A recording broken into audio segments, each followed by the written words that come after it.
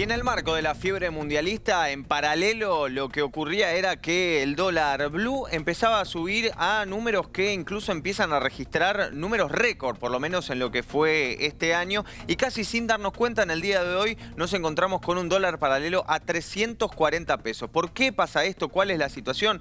¿Qué puede llegar a ocurrir en las próximas semanas? Bueno, es lo que le queremos preguntar a Federico Machado, economista del Observatorio de Políticas para la Economía Nacional. Federico, ¿cómo estás? Nacho Corral te saluda.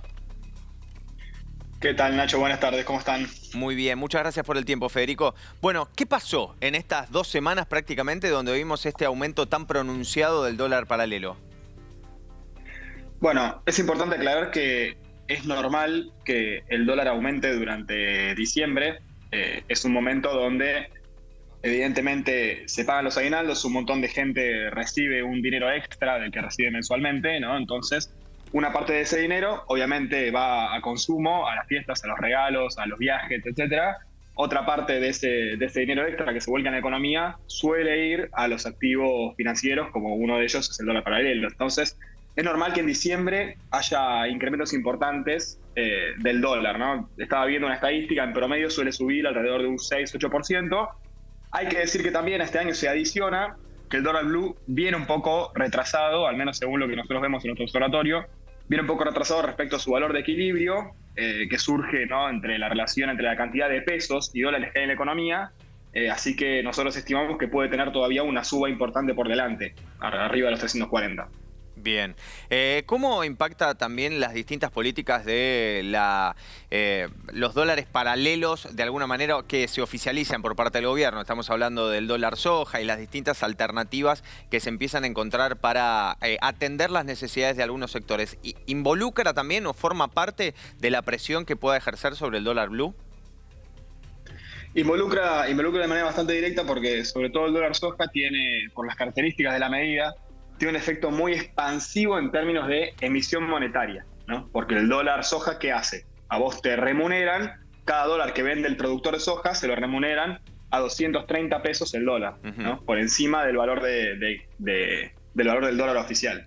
Eso significa que es una masa extra de pesos que se vuelca a la economía y evidentemente esa masa extra de pesos, una parte vuelve al Estado mediante las retenciones, otra parte vuelve al Estado mediante los préstamos del sector privado cada vez que hay licitaciones. La última licitación fue muy exitosa. Y otra parte lo mismo, ¿no? Otra parte va evidentemente al dólar blue y al productor a cubrirse en dólar blue sus ahorros. Entonces, tiene que ver por ese lado la parte negativa. Por la parte positiva tiene que ver en términos de que el dólar soja refuerza las reservas, que es una de las variables fundamentales de la economía argentina, la reserva del Banco Central. Mientras más reservas, más sólida está la economía, más respaldo tiene el peso. Por ende, también por ese lado, evidentemente, si no hubiese habido dólar soja, también estaríamos en un problema grave, porque las reservas del Banco Central, sin el dólar soja de septiembre y el de diciembre, ya estarían en una situación absolutamente crítica. Así Claro. que hay que decir que tiene un efecto ambiguo, ¿no?, por los dos lados. ¿Cuál es la situación ahora con respecto a las reservas, Federico?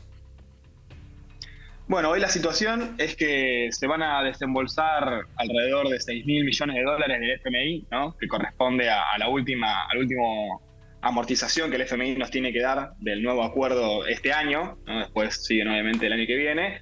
Son alrededor de 6.000 millones de dólares. Uno dice, bueno, al final del día de hoy deberíamos tener reservas bastante fortalecidas, alrededor de los 46.000 millones de dólares, que es un número que no alcanzan hace bastante tiempo.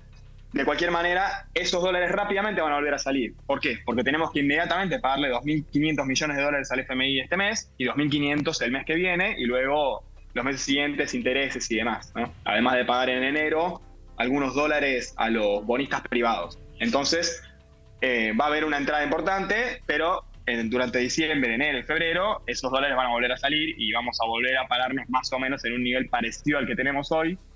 Hay que ver qué sucede, obviamente, con el mercado cambiario en términos de exportaciones e importaciones. Mientras el dólar soja siga corriendo, el Banco Central está tranquilo, compra dólares todos los días. Claro. Vimos en octubre y en noviembre que cuando no hay dólar soja, la situación se complica mucho. Claro. Federico, te cambio un poco de tema, dejamos de lado el dólar para meternos en la inflación, porque conocimos el número de la inflación del último mes y claramente sorprendió positivamente la desaceleración que tuvo. ¿Qué podemos esperar para los números que vienen? Sobre todo teniendo en cuenta que diciembre, como vos decías, puede generar esta presión sobre el dólar, pero también sabemos que es un mes de mucha presión inflacionaria. hay que decir que en términos inflacionarios, hasta ahora la gestión del ministro Massa viene siendo relativamente exitosa, ¿no? Heredó una situación inflacionaria del 6-7%, lo lleva hoy alrededor del 5%. La pregunta es si esto es sostenible en el tiempo o no, me parece. Si es sostenible en el tiempo y vamos a seguir avanzando de poco a poco, paso a paso, mes a mes, hacia niveles de menor inflación, estaríamos en una situación muy positiva. Nosotros vemos que para eso hay una serie de dificultades a sortear. Una dificultad es el Ministerio de Economía logró mejorar bastante las cuentas fiscales durante este semestre en el que se hizo cargo Massa del Ministerio. Hay que ver si eso es sostenible durante el año que viene, ¿no? Año electoral, y además donde el gobierno tiene este nuevo conflicto que se desata a partir de la cuestión de la Corte, de la coparticipación con Buenos Aires, que le implicaría una pérdida alrededor del 0,15% del PBI en términos de fiscales al Estado Nacional. Entonces, ¿puede mantener esta política de reducir el déficit en un año electoral? Ese es un factor importante. Otro factor importante, vuelvo al tema anterior, ¿no? Tema dólares, que siempre está presente, hablando de la inflación, hablando de cualquier tema. En el caso, sabemos que tenemos una sequía muy importante, que la cosecha de este año va a ser mucho menor, que además se adelantaron exportaciones el año que viene. Bueno, ¿cuál va a ser la situación de las reservas? ¿Se va a poder evitar una devaluación el año que viene? Porque si hay devaluación, evidentemente la inflación va a volver a picar en punta de manera muy importante. Claro. Y por último, la cuestión de la deuda del Estado Nacional, que viene caminando siempre en una situación relativamente peligrosa, ¿no? Vencimiento a vencimiento, si logra renovar, si no logra renovar. Ahora en diciembre tuvo una licitación muy buena, en la cual logró renovar más del 200% de los vencimientos, pero el problema que viene teniendo el Estado es que toda la deuda se viene acumulando hasta las elecciones del año que viene y ningún privado quiere tomar deuda más allá de esa fecha.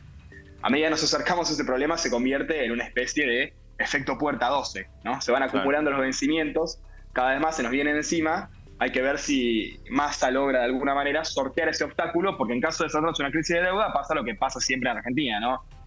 Crisis de deuda, corrida bancaria, corrida al dólar blue, etcétera, y la inflación vuelve a acelerarse. Así que esos son un poco los factores de riesgo. Bien, Federico, lo mencionabas recién, el tema del fallo de la Corte Suprema, que el propio presidente dijo que era inviable poder cumplir con lo que se requería allí. ¿Cómo crees que puede cambiar las decisiones, ya sea económicas y respecto a la proyección que se pueda llegar a tener con esta variable que involucra, que decías, el 0,15% del PBI en el caso de cumplir por parte del Gobierno Nacional con lo que requiere la Corte?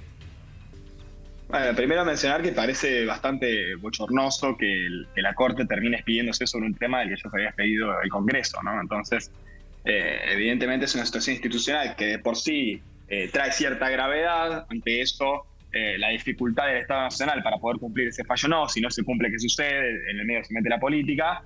Si efectivamente se cumpliera lo que manda la Corte, el problema es ese. El problema es que el Estado Nacional se queda sin una serie de recursos muy importantes que hasta ahora estaban destinados a un fondo de la provincia de Buenos Aires. Recordemos que esto comienza con un conflicto de seguridad de la provincia de Buenos Aires, por el cual se genera un aumento extraordinario a la policía bonaerense y demás.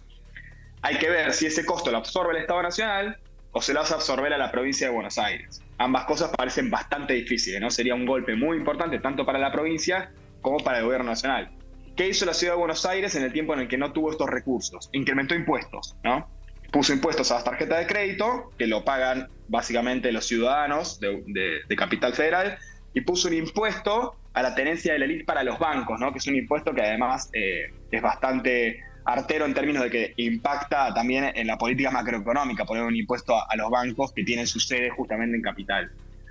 Si esto le sucede al gobierno nacional o a la provincia de Buenos Aires, hay que ver si la respuesta es parecida, ¿no? Incrementar impuestos para obtener esos recursos o permitir que aumente el déficit, porque estamos en año electoral, entonces incrementar impuestos es más difícil.